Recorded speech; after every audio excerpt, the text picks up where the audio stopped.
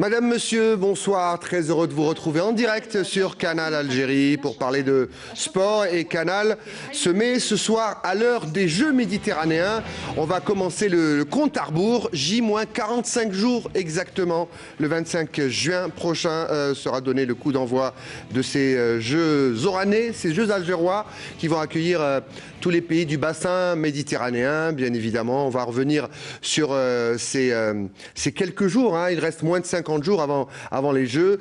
Et pour parler justement des derniers réglages, parce que nous y sommes, le Canal Algérie reçoit ce soir le commissaire des 19e Jeux méditerranéens, M. Mohamed Aziz Delouaz. Monsieur Delouaz, Sahaïdek, on ne s'est pas vu depuis la dernière fois que vous êtes venu ici. Et merci d'avoir accepté notre invitation ce soir. Bonsoir, merci de l'invitation. Bonsoir aussi aux amis que vous n'avez pas encore présentés. Et ça aide comme à tous, puisqu'effectivement, je ne vous ai pas vu depuis un bon moment. Et pour tous les téléspectateurs qui nous suivent. Les spectateurs qui nous suivent et qui suivent assidûment justement ces Jeux. J'espère qu'ils seront nombreux. On va en parler justement des spectateurs. Vous parlez des amis. On va commencer par les amis. Nordine Hani est là ce soir. Bonsoir Nordine. Bonsoir Riyad. Bonsoir Aziz. Bonsoir à notre ami que vous n'avez pas encore... Vous n'êtes pas mon seul ami. J'ai aussi Khaled El Saada qui est avec nous ce soir. Bonsoir Khaled. Bonsoir Riyad, bonsoir Monsieur Delouaz, bonsoir Nordine, bonsoir à tous. Et je vais laisser Nordine finir. Ouais, écoutez, moi j'ai vécu les Jeux méditerranéens de 75 en tant qu'athlète. Donc Dieu m'a prêté vie pour pouvoir les suivre de l'autre côté cette fois-ci. Mais c'est vrai, hein, c'est bien. Hein, je ne sais pas le nombre de consultants que le groupe de la télévision algérienne, parce que nous serons présents, les Algériens qui ne seront pas à Oran ne rateront rien grâce à la télévision algérienne qui sera présente, qui est partenaire des Jeux méditerranéens. Vous, consultant, journaliste, je ne sais pas quelle casquette on vous donne, vous les avez toutes de toute façon les casquettes, vous les avez vécues en tant qu'athlète à Alger et vous allez les commenter une deuxième fois en Algérie, à Oran, c'est quand même assez exceptionnel. C'est même quelque chose de magnifique. Hein. Donc, les Jeux méditerranéens, c'est quand même une compétition de grande envergure, il faut le dire. Hein. Après les Jeux olympiques, c'est les Jeux méditerranéens donc, qui viennent dans la ligne de mire. C'est des Jeux qui ont beaucoup d'objectifs, beaucoup de paramètres, parce qu'au-delà des résultats sportifs, il y a beaucoup de ministères qui devraient un petit peu plus s'intégrer. Je parlerai du ministère du Tourisme. C'est une occasion en or pour l'Algérie pour développer le tourisme, culture. Absolument. Donc c'est quelque chose de magnifique. Et être dedans, donc, quand on a été athlète, et cette fois-ci, on va être toujours dans ces Jeux, peut-être d'une autre manière, mais on va participer à ces Jeux. Vous voyez, Monsieur Delouaz, ça fait déjà rêver Nordine Hani, ces Jeux, et ça fait rêver beaucoup d'Algériens. Je le disais, la cérémonie, c'est dans 45 jours, ce soir. D'abord, on y est presque, hein. On s'est vu il y a quelques semaines. Vous venez de prendre vos fonctions. On est parti également vous voir à Oran pour une autre émission. C'était au stade olympique d'Oran, à moins de 47 jours. Et c'est même le constat de la Comco qui a visité Oran il y a quelques jours, et à sa tête Bernard Amsalem, qui a été dithyrambique. L'Algérie est prête, Oran est prête. Oran est prête, oui, mais vous m'avez fait peur tout à l'heure en parlant de 45 jours. Vous savez, moi j'étais encore à 46 hier. Et puis je suis comme ça va vite, hein. Les prisonniers qui cochent les jours. Et voilà, donc chaque jour qui passe est pour moi, bien entendu, quelque chose qui me rapproche de l'échéance. Mais la pression, vous connaissez, vous avez été sur le banc tellement longtemps, la pression, oui, vous connaissez. La pression, je la connais, c'est vrai, je l'aime, je dois dire même. Mais toujours est-il que la responsabilité est tellement grande que aller vers l'ouverture, ça fait réfléchir à tout ce qui manque encore et tous les problèmes qui nous attendent, des problèmes connus et les problèmes qui apparaîtront de façon bien entendu ponctuel Mais ça existe dans toutes les organisations.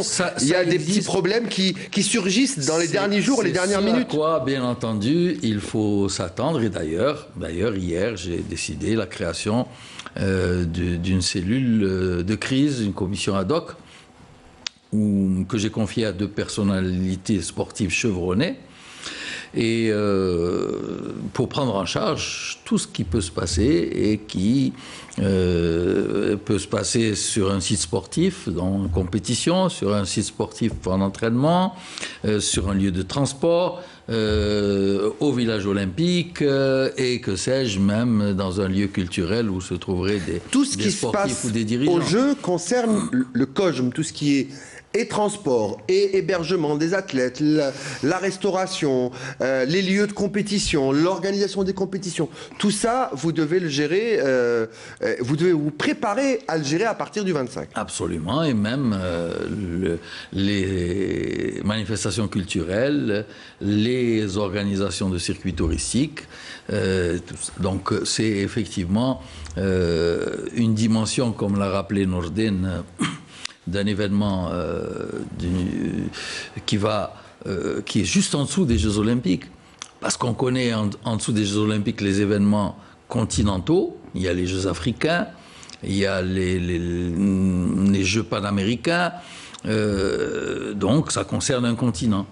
Nous rassemblons des continents à travers les Jeux méditerranéens. Et c'est donc une dimension au-dessus de Jeux continentaux. Et c'est un honneur pour notre pays, c'est un défi, 47 ans après, effectivement. Après également pas mal de péripéties que notre pays a vécues, et seul pour certaines de ces péripéties, d'autres avec tous les pays du monde, à savoir le fléau, la crise du Covid. Et tout ça a forcément impacté partout et a impacté aussi en Algérie. On a donc parlé déjà de ces difficultés. La Covid déjà qui commence à disparaître, je crois qu'il y a 0 cas depuis quelques jours. C'est un grand ouf de soulagement parce qu'on s'est posé des questions pendant longtemps. Exactement, on s'est posé des questions, tout le monde s'en posait. Nous, comme organisateurs, à l'étranger, comme propriétaires des Jeux ou comme participants. Et je suis vraiment soulagé aujourd'hui nous le sommes tous, ouais, de constater que dans notre pays, en tout cas, la Covid est quasi totalement maîtrisée et que la première des perspectives, c'est que le public participera à la fête directement dans les gradins. C'est très important. Mais c'est plus qu'important, c'est merveilleux. On a commenté des compétitions pendant 2 ans avec Nordin, avec Farid, où il n'y avait pas de spectateurs. On avait l'impression que le sport, cette passion qui nous anime tous, était amputée d'une partie très importante qui la faisait battre, c'est le public. Bah, vous parlez de compétition nationale, mais il y a eu des Jeux olympiques sans public. Et donc, c'est un bonheur pour nous, organisateurs, pour le peuple algérien qui va participer à cette fête, qui va la vivre, qui va y prendre part aussi en tant qu'élément des fois organisateur. Et c'est aussi un soulagement pour les participants qui vont venir ici sans les contraintes des mesures sanitaires qui ont bien entendu ennuyé tout le monde à chaque fois. Ça sera moins strict. C'était très strict, les Jeux Olympiques d'hiver qui se sont déroulés il y a quelques semaines en Chine, sans public, avec des conditions draconiennes, des athlètes qui étaient pratiquement cloisonnés dans leur hôtel. Là, et c'est ça ce qui nous fait encore plus plaisir, c'est que les athlètes européens et méditerranéens, nos voisins, vont pouvoir profiter de la ville d'Oran et profiter de l'Algérie. Ils vont pouvoir sortir, voir les gens, rencontrer la population. Tout à fait, c'est pour ça que j'ai parlé aussi des aspects touristiques et qui sont pris en compte dans l'organisation. Et donc, on s'apprête à vivre de grands jeux. Et effectivement, donc, nous sommes quasiment prêts. Je dis quasiment parce qu'on ne peut pas dire qu'on est prêt. Il y a encore beaucoup de problèmes que nous nous efforçons au niveau du COJM, avec le soutien également de M. Louali Doran et évidemment de toutes les institutions de l'État de lever pour être fin prêt à ce moment-là, effectivement, au moins une semaine avant le début des Jeux méditerranéens, avant la cérémonie d'ouverture. Et d'ailleurs, nous avons déjà la demande de quelques comités olympiques étrangers pour venir à partir du 21 déjà. On va en parler des CNO et des fédérations internationales. Fallait des CNO. Vous avez parlé de la situation sanitaire en Algérie. Alhamdoulilah, ça va beaucoup mieux. Il y a pratiquement 0 cas par jour en Algérie, mais il y a des pays européens où il y a encore la Covid-19. Entre autres, il y a en France, en Espagne, en Italie. Il y a encore là-bas des restrictions par rapport aux voyageurs. Est-ce qu'à l'accueil des délégations de ces pays-là, il y aura encore le contrôle sanitaire pour éviter que la Covid rentre de nouveau en Algérie? Alors, le dispositif sanitaire est tout à fait pris en charge par la commission de santé. Il faut dire que notre commission de santé du COJM est présidée par le directeur de wilaya, directeur de la santé de la wilaya, de la santé publique, et qu'il a fait un travail remarquable avec ses équipes. J'avais d'ailleurs constaté avec plaisir lors du séminaire des 11 et 12 décembre, le séminaire des chefs de mission et des représentants des fédérations internationales, qu'il y avait une seule question qui y a été posée par l'ensemble des présents, donc représentant tous les CNO participants. C'était une question sur la problématique vétérinaire, donc de prise en charge chirurgicale éventuelle d'un cheval blessé dans la compétition du sport équestre. Ça voulait dire que tout le dispositif sanitaire prévu et pris en charge par la commission de santé du COJM répondait totalement aux attentes des pays participants. Avec, bien entendu, nous savons que notre dispositif de santé est fortement soutenu directement par la protection civile nationale, et que c'est un avantage particulier. Il y aura 1000 agents de la protection civile déployés sur les Jeux méditerranéens. Vous vous rendez compte du chiffre qui est impressionnant. Ils ont l'habitude d'intervenir sur tous les stades et toutes les salles de compétition en Algérie, et ils seront là avec nous pour encadrer les Jeux méditerranéens. Concernant la question de la Covid-19, donc au niveau de l'accueil aux aéroports, il y a un protocole. Non, il y aura le respect des mesures sanitaires actuellement en vigueur. C'est-à-dire pas de PCR à l'embarquement, pas de contrôle antigénique à l'arrivée, mais il y aura les dispositions sanitaires prévues par la commission au niveau du village. Alors là, évidemment, il y a des dispositions qui sont prises, et afin que, au cas où par hasard il y aurait un cas ou des cas, ils seraient pris en charge, mis en isolement, et ces tests seront évidemment réguliers afin de garantir la santé de l'ensemble des participants. Voilà. Alors voilà, ça nous rassure, ça rassure tout le monde, même pour les invités qui viendront. Et vous parlez tout à l'heure de la protection civile qui sera sur tous les sites. Ces sites, justement, et ces infrastructures, nous avons assisté, nous avons vu des images, nous avons visité les magnifiques infrastructures. À un moment donné, on avait peur que ça ne soit pas fini à temps. Et finalement, les sites sont parfaits, notamment cette piscine exceptionnelle, le stade. Et tout est fin prêt. C'était d'ailleurs le constat de la Comco la dernière fois. Permettez-moi juste de revenir avant pour ne pas avoir dit de bêtises. Il est évident que dans le dispositif actuel sanitaire pour entrer en Algérie, il faut plus de PCR à l'embarquement, Mais si on a bien entendu la vaccination, le pass vaccinal, le pass vaccinal. Qui lui est requis.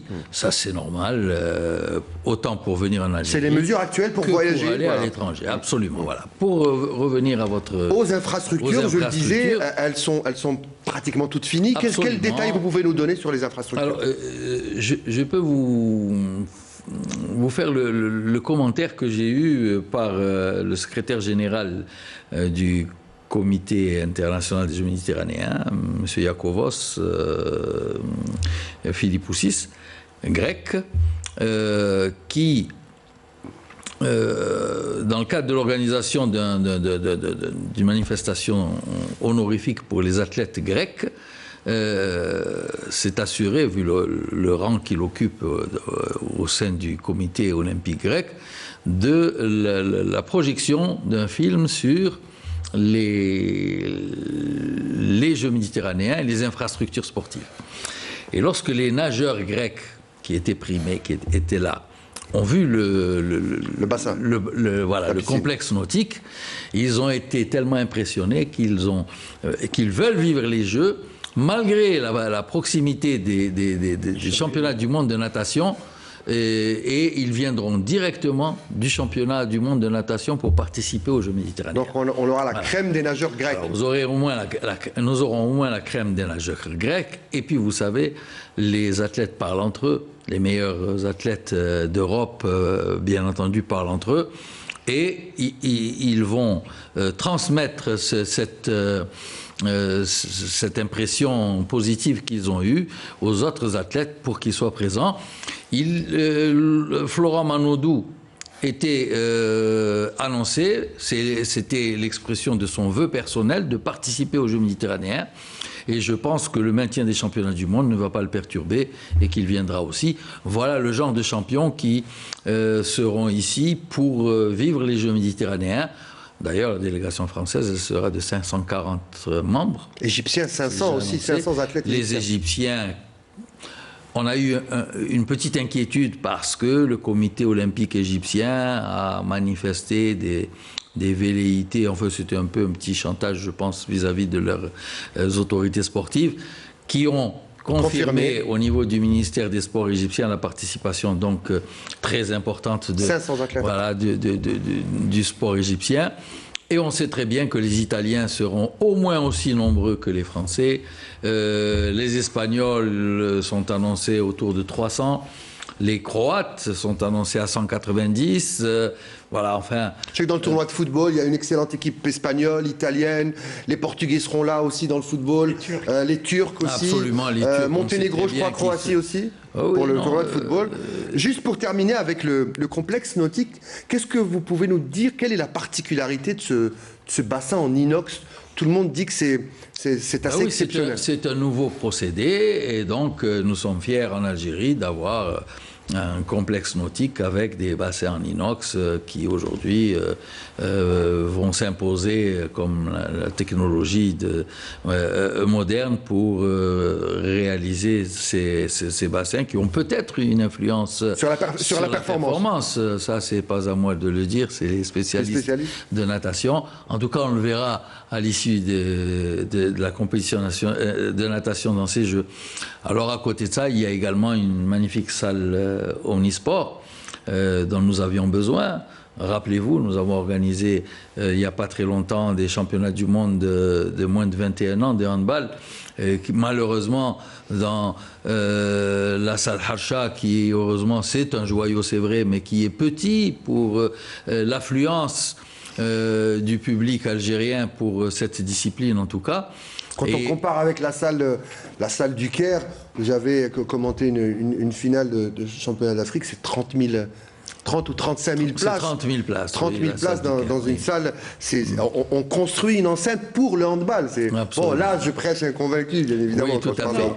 On a eu de nouvelles installations, mais il faut aussi parler de la rénovation des anciennes installations. Ça aussi, c'est un acquis. Ça a profité. C'est un acquis. Le complexe, la salle d'Arzeux est là aujourd'hui pour le handball, par exemple. Le Palais des Sports. Le Palais des Sports de Boutilis, qui lui-même été dans un état lamentable qui va abriter la compétition de volley-ball. Et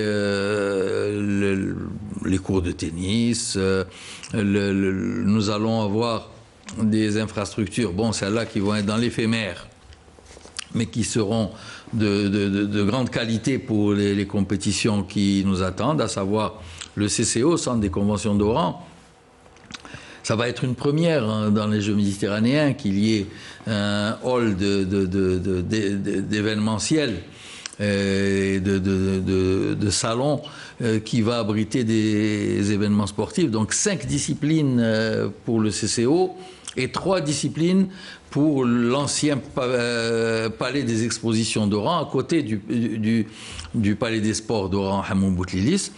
Donc ça va donner un cachet particulier, parce que certains sports vont avoir lieu en même temps.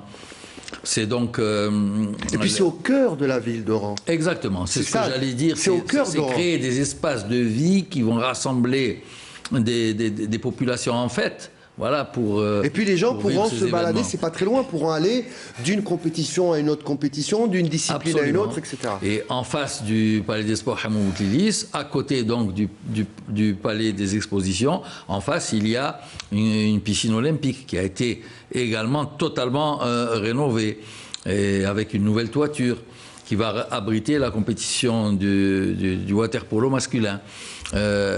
Oui, il y a le complexe de tir aux armes sportives, qui est une merveille, un investissement considérable. C'est vrai que le tir est une discipline qui n'est pas populaire chez nous, mais il y a par contre des délégations qui ont l'habitude de participer au tir dans les compétitions mondiales. Et qui ont découvert le site, cette fosse. Ouais. Absolument. Et qui sera un des attraits des Jeux méditerranéens. Il n'y a pas que ça, il y a aussi cette piste connectée, la piste d'athlétisme. Parlez-nous de ça, cette piste connectée qui est sur le complexe d'Oran. La piste d'athlétisme, c'est une merveille dans ce nouveau stade olympique. Qui doit bénéficier de tous les équipements ultra modernes qui vont faire de la compétition d'athlétisme un modèle du genre. Ça va permettre peut-être des performances. Bernard Amsalem, qui s'y connaît en athlétisme, il a été président de la fédération d'athlétisme. Ça dépend de la participation. Pour l'instant, en termes de participation, nous savons qu'il y a 9300 athlètes engagés en liste longue. 9300 athlètes. Il y a 12 000 engagés en liste longue de façon générale par tous les CNO, mais pour les athlètes, 9300, c'est considérable. Ça donnera des jeux qui vont s'approcher du record. Il y a eu quand même un record de participation de 5 900 participants pour les Jeux méditerranéens. On devrait quand même avoir un des meilleurs Quelque chose me dit qu'on peut peut-être frôler le record, peut-être de participation.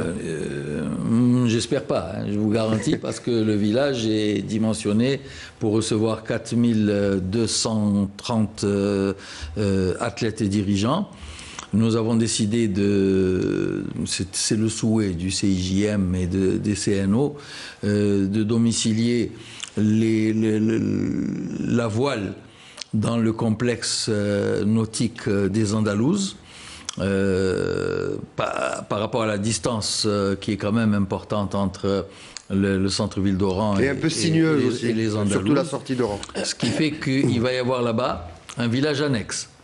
Ils ne perdront pas au change, les athlètes, au contraire. Le complexe des Andalouses. Ils seront déjà en vacances avant les autres. Étant une merveille du genre, il a été totalement refait. Je l'ai visité il y a quelques jours on a dîné là-bas avec les dirigeants du Comité international des Jeux méditerranéens. Une invitation donc de M. Louali à dîner. Et nous avons visité notamment le centre de thalassothérapie qui est vraiment une merveille du genre. J'ai regretté de ne pas être vous redécouvrez, mais ce qui est magnifique, c'est surtout ceux qui vont venir découvrir la région. Oui, justement. Alors, vous avez évoqué la dernière visite du Comité international des Jeux méditerranéens. Au-delà des déclarations qui ont été faites à la télévision, des positions officielles, vous qui étiez proche de M. Bernard Amsalem, est-ce qu'il y a une anecdote que vous pouvez nous raconter qui qui illustre la satisfaction de M. Amselem par rapport à ce qui se prépare à Oran. Comme on dit entre nous, en off. En Qu'est-ce qu'il off. vous a dit en off? Non, mais vous savez, en tant qu'anecdote, d'abord, je vais rappeler que M. Bernard Amselem Il est de est Saïda, un c'est pas enfant très de loin. Saïda. Oui, c'est pas très loin. Et nous avons été, le samedi, nous avons été en visite à Saïda, où il a été reçu chez lui, donc, dans cette ville de Saïda qui lui est tellement chère, et où un méchoui a été organisé en son honneur, et il était bon. Et donc, voilà, ça c'était une anecdote vraiment particulière, ça a été un moment fort d'émotion pour lui, et nous avons vécu avec lui son émotion, et pour tous les gens qui l'ont accueilli. Non, M. Amselem est vraiment content de l'évolution de la situation. Ils se sont concernés au premier chef. Il a vraiment soutenu les Jeux méditerranéens dans les moments de crise les plus forts. Et donc, il va les vivre avec autant d'émotions que nous. C'est une victoire pour lui, par rapport à ses pairs qui étaient contre l'organisation. C'est une victoire pour lui, c'est une victoire pour M. Ammar Haddadi, auquel je ne cesserai de rendre hommage. J'allais en parler, vous en parlez, c'est très bien. Voilà, c'est l'ancien président du Comité international des Jeux méditerranéens, ancien secrétaire général du Comité olympique algérien, qui aurait certainement dû en être un président. Qui aurait été un bon président, du coup. Il aurait été sûrement un bon président et on en avait besoin d'un bon président. En tout cas, il s'est battu. Il s'est battu pour ces Jeux. Hein. Jusqu'à ce qu'il quitte le CIGM, il s'est battu pour ces Jeux. Tout à fait. Et il a dirigé pendant 18 ans cette institution. Et voilà, donc hommage à lui. Et il les vivra avec nous, j'espère, de très près. Et avec la même émotion avec laquelle il a vécu beaucoup de choses dans sa vie de dirigeant au sein du mouvement sportif national et ancien cadre du ministère de la Jeunesse et des Sports.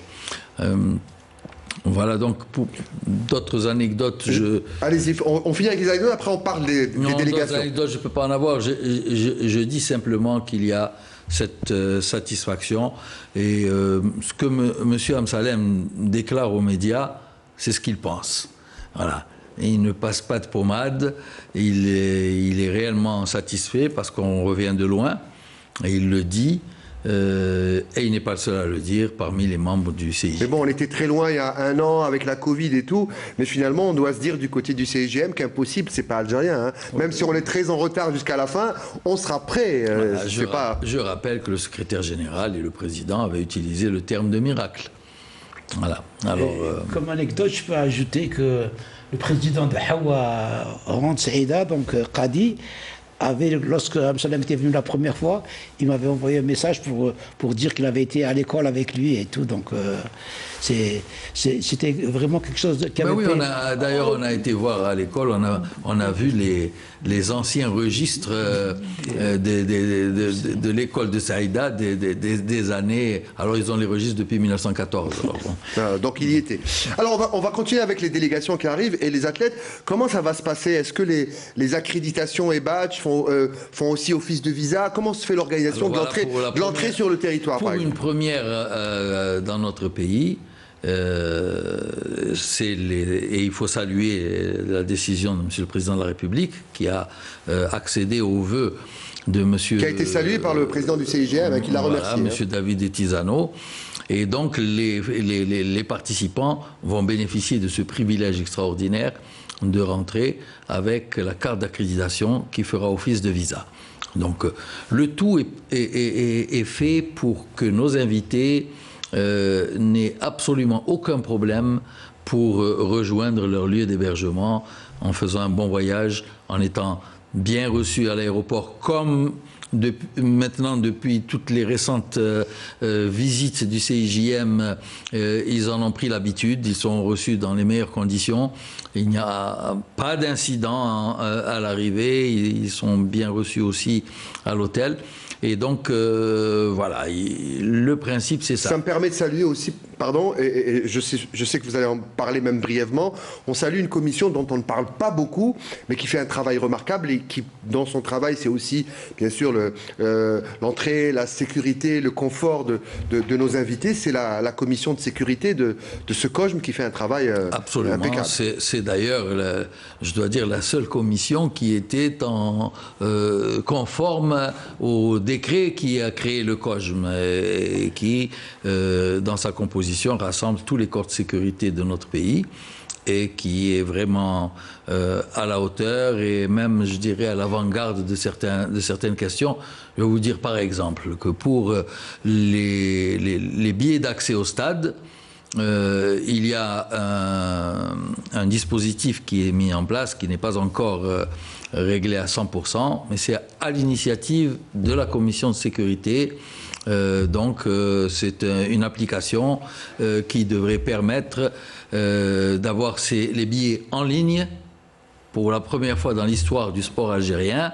Et c'est ce qui devrait rester comme héritage pour le mouvement sportif national. Alors je vais vous dire, le football algérien en a rêvé et le COJM l'a fait pour les Jeux, c'est-à-dire des billets électroniques. Voilà, et ça, je le répète, c'est à l'initiative de la commission de sécurité. Et son président, Abdelkader Zargaras. Voilà. Et donc, nous espérons qu'effectivement, les dernières retouches seront réglées afin que ça devienne une réalité concrète. Alors on arrive à la moitié de l'émission, ça passe très vite. Avec vous, on ne se rend pas compte. On va terminer d'abord pour la première partie sur cette question. Il y a encore les aspects culturels, de l'héritage, il y a beaucoup de choses, ça passe vite. Alors est-ce que vous avez eu des discussions avec les différents responsables des CNO et des fédérations internationales? Est-ce que vous avez conversé avec certains sur leur envie, leur appréhension pour venir, leur questionnement peut-être? Vous savez, toutes ces Comco qui sont organisées à intervalles de moins d'un mois, c'est précisément le moyen de résoudre les questionnements, soit ceux qui nous viennent directement, soit ceux qui viennent par le biais du secrétariat général du CIJM ou du secrétariat de la Comco. Et donc, nous sommes toujours interpellés par les questionnements des CNO, leurs inquiétudes éventuellement, il faut les lever. Je vais donner un exemple. C'est un questionnement qui est apparu donc avec insistance ces jours-ci. C'est le transport des chevaux pour les sports équestres et également les questions vétérinaires.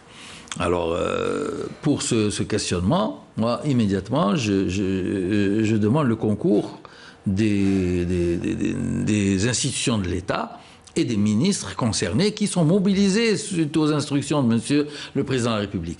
Le ministre des Transports, afin que la question du transport des chevaux se fasse dans les meilleures conditions, ça veut dire avec la durée de traversée la plus courte, c'est-à-dire qu'au lieu que ça vienne de pour que France, les bêtes souffrent le moins, d'Italie ou de Croatie, qu'ils viennent à partir d'Espagne, 8 heures de traversée. Voilà, ça c'est par exemple une des réponses que l'on peut apporter au comité olympique. Les prises en charge des bêtes aussi ici, on pose des questions. Alors il y a également la question de la quarantaine. Vous savez que pour le transport du bétail, mort ou vivant, il y a des mesures sanitaires extrêmement rigoureuses. Et donc, il y a une dérogation sur les mesures sanitaires à l'arrivée, qui est suite à l'intervention de Monsieur le ministre de l'Agriculture, si tant est qu'il y a eu dans le pays de départ le respect des mesures sanitaires au niveau local. C'est-à-dire qu'il est sain au départ pour être confirmé à la... Voilà, exactement. Donc voilà le genre de questionnements qui nous viennent et auxquels on doit apporter des solutions. Il y a la question des porte-vélos, par exemple, pour la compétition de cyclisme. Il y a un certain nombre de choses qui viennent à chaque fois par le biais des CNO. Par contre, nous avons renforcé la relation avec les CNO. C'était ma question au départ. Il y a maintenant donc une dame, Madame Ekakia, qui s'occupe de la relation directe avec tous les CNO. Elle a également créé une équipe autour d'elle de volontaires qui maîtrisent les différentes langues et qui sont en contact direct, eux, avec des petits groupes de CNO pour que ce soit un contact permanent. Et donc, il n'y a aucun problème de relation avec les CNO. Et la preuve, c'est précisément le nombre d'engagés. C'est maintenant que toutes les craintes, toutes les réserves sont levées pour les CNO qui n'hésitent pas à inscrire ces Jeux méditerranéens en tant qu'objectif pour une partie de leurs athlètes et en tant que marchepied pour leur future élite participante aux futurs Jeux Olympiques de Paris 2024. 2 ans, c'est déjà donc le temps nécessaire pour les participants qui sont inscrits avec des ambitions aux Jeux Olympiques de Paris, peut-être que des de se Jeux servir des Jeux d'Oran, méditerranéens pour préparer les Jeux de Paris. peut-être qu'il y aura des athlètes d'Oran qui seront médaillés à Paris dans Sans aucun doute. C'est ce que m'avaient confirmé certains chefs de délégation lors de notre visite à Oran, que les Jeux méditerranéens constituaient un tremplin pour les Jeux olympiques de Paris qui arrivent 1 an après. Hein. C'est juste après. Donc, 1 an et demi, oui. Voilà, donc c'est étudié, c'est planifié. Ils ne vont pas ramener n'importe qui.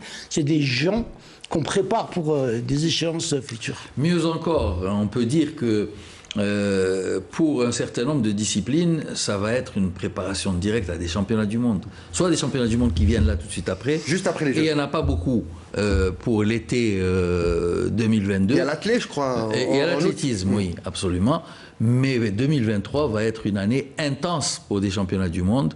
Et là, c'est un excellent marchepied également pour ces CNO qui peuvent utiliser les Jeux méditerranéens pour une revue d'effectifs du meilleur niveau pour leur compétition. Sportivement, c'est comme ça qu'il faut leur vendre les Jeux. Oui, il fallait. Oui, justement, en parlant de vendre les Jeux, il y a le président du Comité international des Jeux méditerranéens qui a annoncé avant-hier, je pense, avant-hier, que des ambassadeurs internationaux allaient être désignés pour un peu vendre ces Jeux méditerranéens et le concept de Jeux méditerranéens. Est-ce qu'il y a des Algériens qui pourraient compter parmi ces ambassadeurs? Est-ce que vous avez des noms? Nous allons...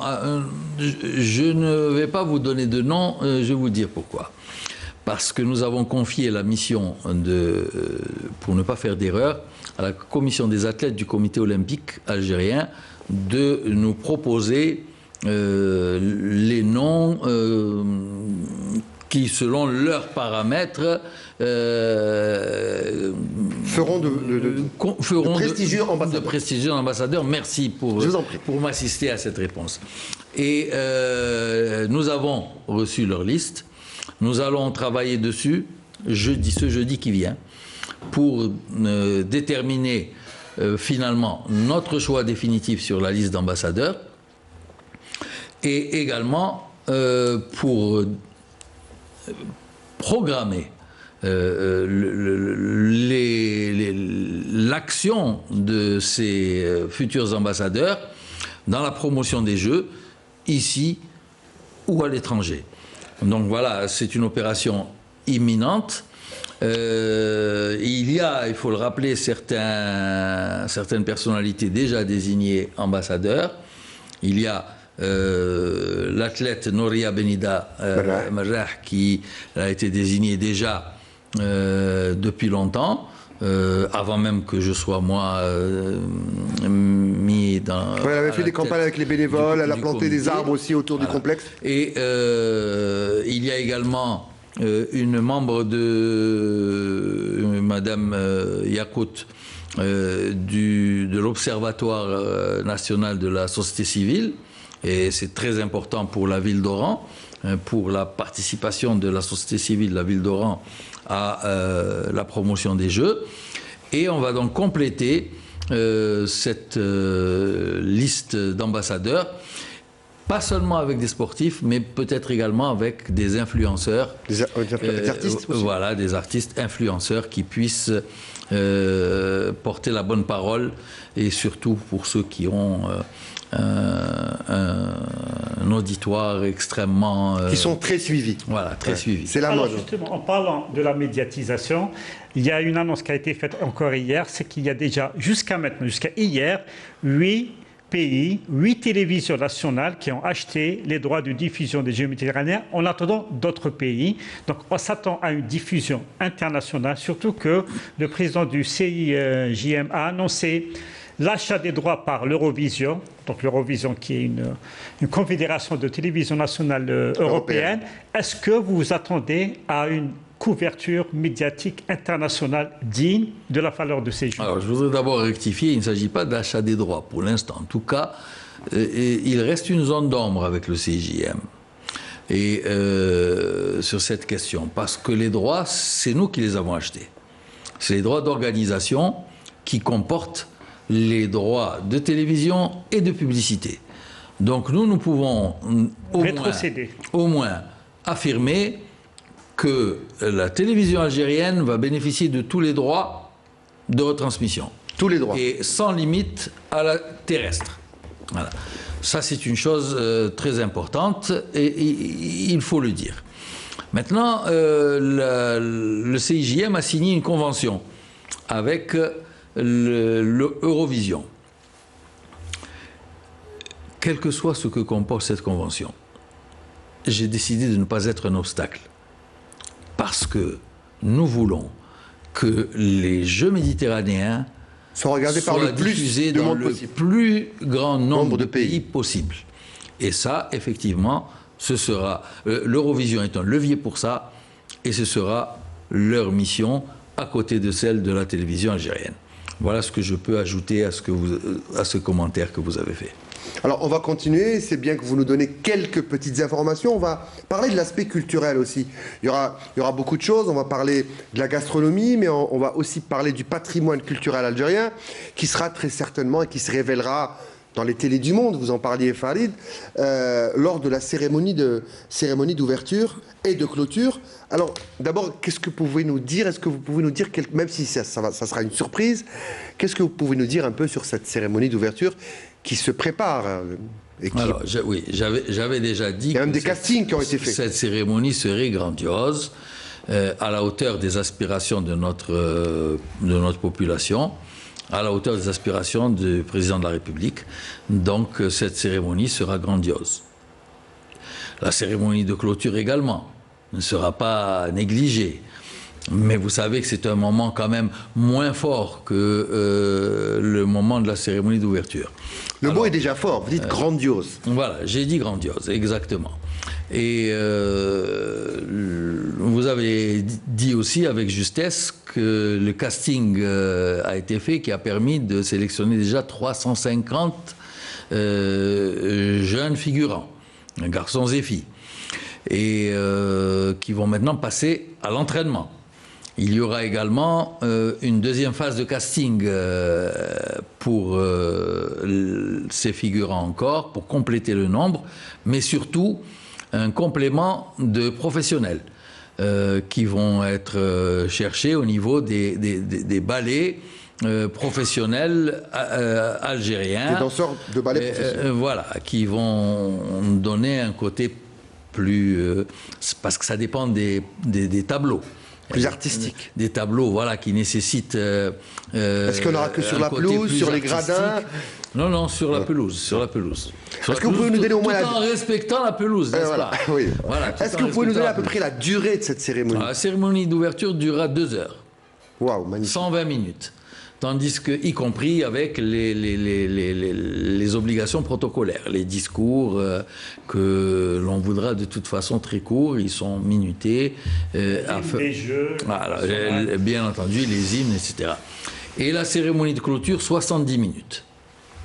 Voilà une différence importante. On prend notre temps pour dire bonjour et on préfère écourter les au revoir. La cérémonie d'ouverture, il y aura bien entendu le défilé des athlètes par délégation. Tandis que pour la cérémonie de clôture, là, ce sera un moment fort de communion entre tous les athlètes. Comme dans les Jeux Olympiques. Dans cet esprit de paix qui nous caractérise en tout cas, et que l'on veut voir caractérisé dans le bassin méditerranéen. Alors, en parlant toujours de culture, on a parlé de gastronomie, notamment dans le village olympique, où il y aura des restaurants ouverts 24 heures sur 24. Ça aussi, c'est pour que les délégations découvrent cet aspect aussi de notre patrimoine gastronomique qui fait partie de notre culture également. Et quels sont les autres événements ou activités culturelles que pourront découvrir les participants? Alors, qui vont venir? pour la culture, je vais rappeler, ça c'est pas un scoop, je l'ai déjà dit. Je vais rappeler que nous avons décidé de mettre les Jeux méditerranéens d'Oran sous le cachet, l'empreinte culturelle. Donc c'est un cachet très fort que nous avons voulu donner aux Jeux méditerranéens. On m'a dit que vous avez nommé un maire. Vous avez nommé un maire au village olympique, c'est vrai? Oui, ça c'est après la culture. Laissez-moi compléter l'information sur la culture. Il va y avoir 3 festivals, dont deux festivals internationaux. Et il va y avoir donc le festival de la musique locale. Il va y avoir le festival national du rail. Il va y avoir un festival international de musique. Il va y avoir un festival international de danse. Et vous voyez que c'est déjà très riche entre la musique et la danse. Plusieurs tableaux. Et il va y avoir également toutes les autres formes d'expression artistique qui vont aller donc de la peinture, en passant par la littérature, à la bande dessinée, aux publications pour enfants et également à tout ce qui touche à l'anthropologie. Voilà, donc c'est un volet culturel extrêmement large qui va être proposé à la population d'Oran, au premier plan, aux Algériens qui viendront vivre avec nous à partir des 57 autres wilayas l'événement méditerranéen, et également à tous les accompagnateurs des délégations en termes de supporters.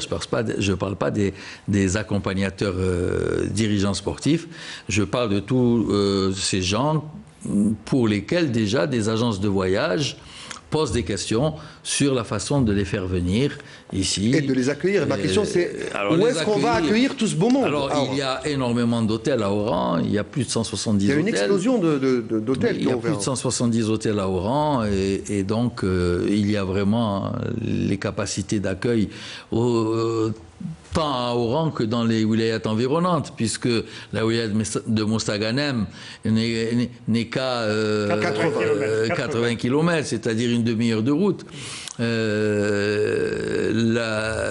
Vous savez qu'il y a d'autres wilayas qui participent aussi au jeu, il faut le rappeler. Il y a Mascara avec le stade de Stig. La wilaya de Mascara avec le stade de Stig, la wilaya d'Ain Temouchent qui va voir le passage de l'épreuve cycliste sur route. Donc, oui, voilà, il y a beaucoup de choses à montrer. Il y a à faire vivre la wilaya d'Oran et les wilayas environnantes aussi, faire vivre l'événement. Voilà, donc on a parlé tout à l'heure de tourisme. Il y a 7 circuits touristiques qui sont organisés pour donner de façon organisée la possibilité à tous nos invités de se remplir les yeux du potentiel touristique de notre pays, et en particulier donc de la wilaya d'Oran et des wilayas environnantes. Alors, Monsieur Delouez, le succès populaire d'une manifestation, c'est la présence du public. On sait qu'il y a beaucoup de supporters d'Algériens qui vont aller voir des disciplines populaires comme le football, le handball, le judo, la boxe. Mais est-ce qu'il y a des mesures incitatives pour que des sports moins connus, dits mineurs, bénéficient de l'assistance du public? Alors, c'est une mission que nous nous promettons d'assumer. Il n'y a pas que pour les disciplines vraiment méconnues.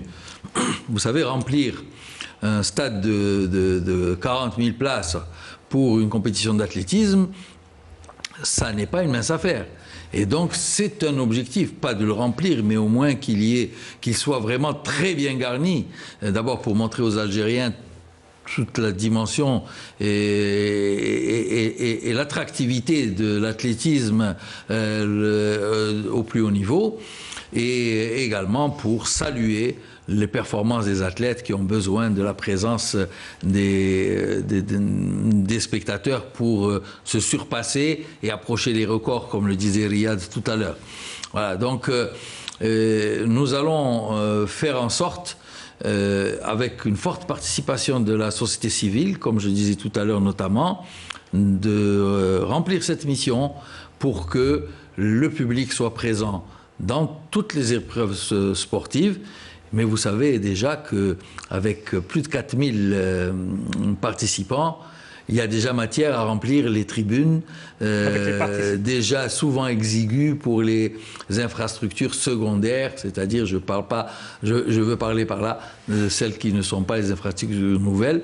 Les participants, en particulier pour les finales, accompagnent toujours en force surtout lors des dernières compétitions, pour soutenir leurs compatriotes, et donc ça promet une ambiance vraiment exceptionnelle pour toutes les disciplines sportives. Alors un mot, je voulais que vous disiez un mot sur les bénévoles, leur formation, et puis ils ont un rôle important. Vous parlez de 4000 participants à ces Jeux, plus la population oranaise qui déjà d'habitude pendant l'été double ou triple à cause des vacanciers qui viennent. Cette fois-ci ça sera encore plus, donc il y aura beaucoup de monde. Ces bénévoles auront un rôle très important pour guider les gens, pour organiser, pour s'occuper parfois des athlètes quand ils rentrent dans leur lieu de compétition. Comment ils ont été formés? Quel est leur rôle, celui que vous attendez d'eux? Alors, vous avez parlé du chiffre des participants, vous avez rappelé 4000, et bien il y aura 4000 bénévoles. Alors ça ne veut pas dire qu'il y aura un bénévole c'est du marquage à la culotte, ça. Non, ce n'est pas du marquage individuel. Non, c'est le chiffre, parce que nous avons complété l'action qui était déjà en cours depuis 2019 à travers la commission du volontariat. Et j'ai apporté quelques modifications afin de mieux maîtriser la question des bénévoles qui est d'une extrême sensibilité. Et donc il y a par exemple un domaine que j'ai décidé de sortir du domaine du volontariat, c'est celui très sensible des cérémonies protocolaires où il y aura une société spécialisée, professionnelle pour la sélection des hôtesses, pour assurer ces cérémonies dans les meilleures conditions, parce que là, nous remettons des médailles et c'est très important que ça se passe bien.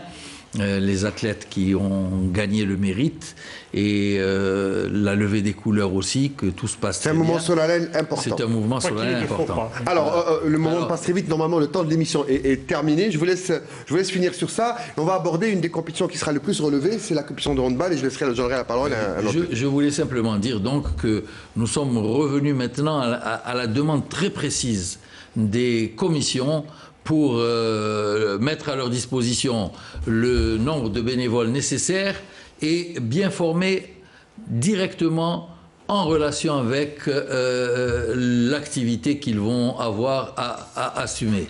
Et donc, par exemple, pour l'organisation sportive, nous sommes revenus que vers des sportifs. Puisqu'ils sont sportifs, ça doit être les premiers bénéficiaires du spectacle sportif et de la proximité des athlètes et de l'événement qu'ils auront à encadrer. C'est un exemple que je voulais donner pour dire qu'il y a une reprise en main du domaine du volontariat de cette façon-là, par exemple. Alors, 3 minutes.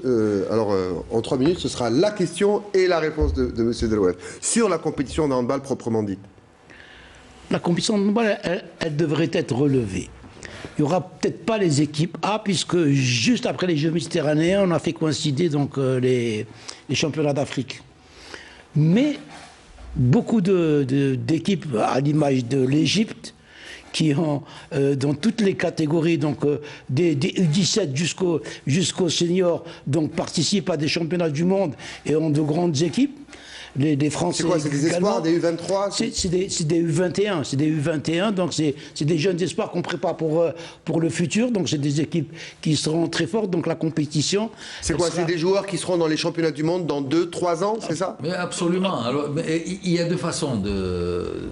Et puis, c'est pas forcément envisagé de la même façon pour toutes les équipes qui ne ramènent pas l'équipe A. Il y a ceux qui veulent quand même une médaille et qui ramènent une équipe rajeunie, mais avec des joueurs chevronnés, peut-être certains joueurs de l'équipe A auxquels ils veulent donner plus de temps de jeu. Et il y a carrément ceux qui préparent l'avenir et qui attachent moins d'importance à la médaille. En tout état de cause, et vu les engagements qu'il y a, à l'exception de l'équipe de France, des équipes de France, garçons et filles qui ne seront pas présentes, pour les autres nations fortes du handball, à savoir l'Espagne, la Croatie, le Portugal, qui est participant donc aux Jeux méditerranéens, il faut le rappeler,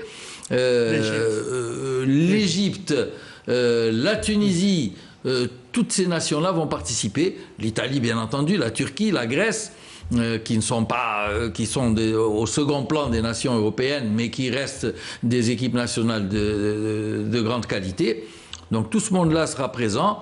Il y aura l'équipe A d'Algérie, voilà, qui a repris le travail après 2 années d'hibernation. Et donc la compétition de handball sera de très haut niveau. Avec des salles pleines et une ville d'Oran traditionnellement handballistique, ça sera merveilleux. Alors on va finir, parce qu'il reste plus de temps. Je voudrais dire 2 choses rapidement. La première des choses, il a parlé de cocher des jours. Moi, dernièrement, j'ai coché les 30 jours de Ramadan, c'est passé très vite. Donc ça va aller très vite, voilà.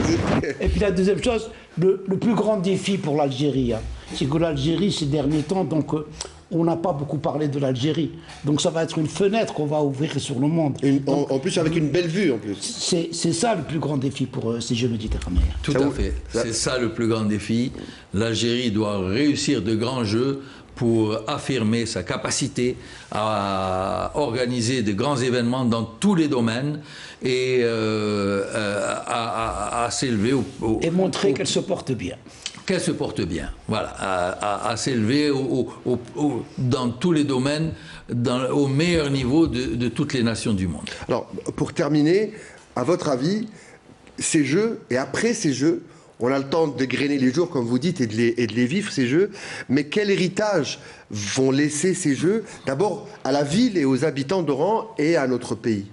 Il y a un héritage économique incontestable d'abord. Il n'y a qu'à parler par exemple de la nouvelle route qui est ouverte de l'autoroute jusqu'au port d'Oran, qui va désengorger la ville puisque tous les camions passeront désormais par cette route et ne passeront plus par la ville d'Oran. Donc ça, c'est déjà un apport économique considérable. Il y a un apport touristique indéniable. À une autre échelle, Barcelone avant 92 et après, c'est plus la même ville. C'est plus la même ville, tout à fait. Et donc il y a également les aspects culturels, artistiques, l'infrastructure sportive. On espère que ça va être le nouveau démarrage du sport pour la ville et la wilaya d'Oran, qui, il faut le reconnaître, a connu vraiment une chute de niveau considérable dans toutes les disciplines sportives, alors qu'Oran a donné de grands champions dans de très nombreuses disciplines.